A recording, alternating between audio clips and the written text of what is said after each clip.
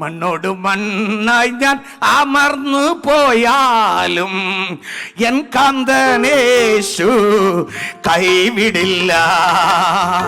മണ്ണോടു മണ്ണായി ഞാൻ അമർന്നു പോയാലും എൻ കാന്തനേശു കൈവിടില്ല.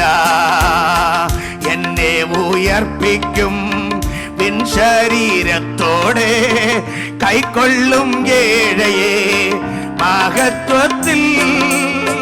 மண்ணோடு மண்ணாக நாம் போனாலும் கர்த்தர் கைவிடவே மாட்டார். ஹல்லேலூயா. என்னை அவர் உயிரோட எழுப்புவார், அழிவில்லாத சரீரத்தோட எழுப்புவார்.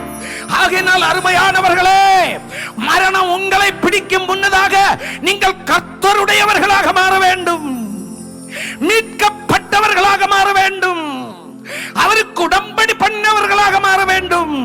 ஹல்லேலூயா.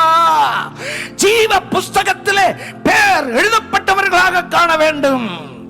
அப்படி நீங்கள் கர்த்தருக்கு உங்களை கொடுத்தால் அவருடைய இரத்தத்தால் நம்மை அக்கிரமங்களை போக்கி நம்மை மீட்டு அவருக்கு சொந்தமாக மாற்றி என்னுடைய பிள்ளை என்ற பதவியை தந்து கிறிஸ்துவனுடைய குடும்ப அட்டையிலே உன்னுடைய பெயரை எழுதி, அப்படி என்றால் ஜீவ புஸ்தகம் தான் இயேசு கிறிஸ்துவின் குடும்ப அட்டை, அதிலே உன்னுடைய பெயர் எழுதி ஹல்லேலூயா நீ என்னுடையவர், ஹல்லேலூயா நீ என்னுடைய சொந்தம், உன்னை நான் பிசாசுக்கு கொடுக்க மாட்டேன், உன்னை நான் அந்த கிறிஸ்துவின் ஆளுகைக்கு கொடுக்க மாட்டேன்.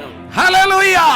அதுக்கு முன்னாடி நீ கர்த்தருக்கு சொந்தமா இருந்தால், ஆமென், கர்த்தருக்கு சொந்தமா இருந்தவர்கள் மரித்து போனார்கள் என்றால், மண்ணோடு மண்ணு சேர்ந்து போனார்கள் என்றால், அந்த முத்திரை இருக்கிறபடியினால் எக்கால சத்தம் தொனிக்கும் பொழுது முதலாவது கிறிஸ்துவுக்குள்ளே மரித்தவர்கள் எழும்புவார்கள்.